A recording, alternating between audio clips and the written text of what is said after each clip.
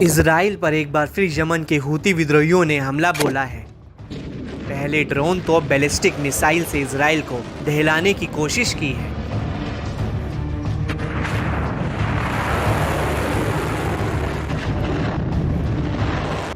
बीते शनिवार 14 सितंबर को यमन के हूतियों ने इजराइल और उसके सहयोगी देशों के खिलाफ फरमान जारी किया था,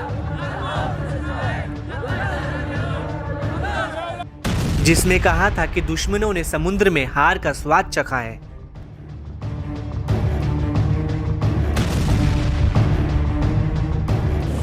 और समुद्र में जो हुआ वह जमीन पर होने वाली घटनाओं से बहुत दूर नहीं है।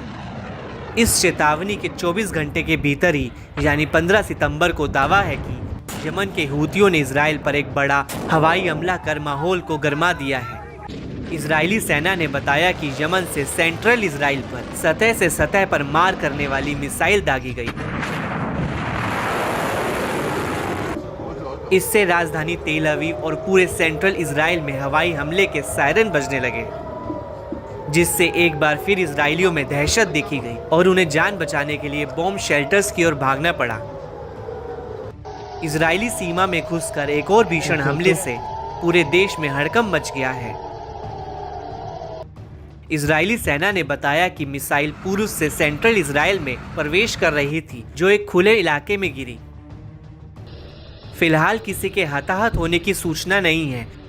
दावा है कि इस इलाके में तेज धमाके भी सुने गए, जिस पर सेना ने बताया कि ये मिसाइल इंटरसेप्टर से आए थे, जिन्हें लॉन्च किया गया था।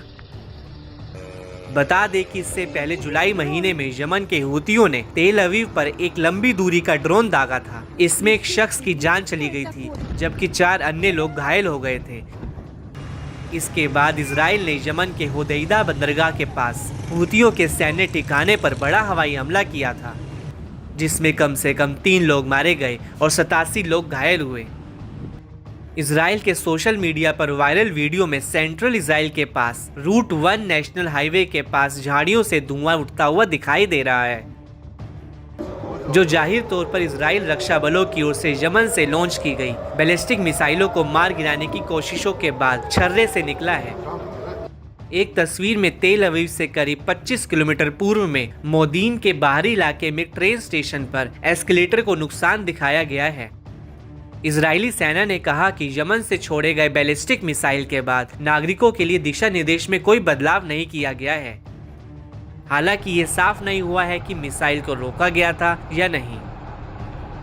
बता दें कि एक दिन पहले ही यमन के रक्षा मंत्री और सेना में चीफ ऑफ जनरल स्टाफ ने इजराइल और अमेरिका को चेतावनी दी थी। कहा था कि जो आने वाला है वह पहले सामना की गई किसी भी चीज से अधिक कठोर और गंभीर होगा।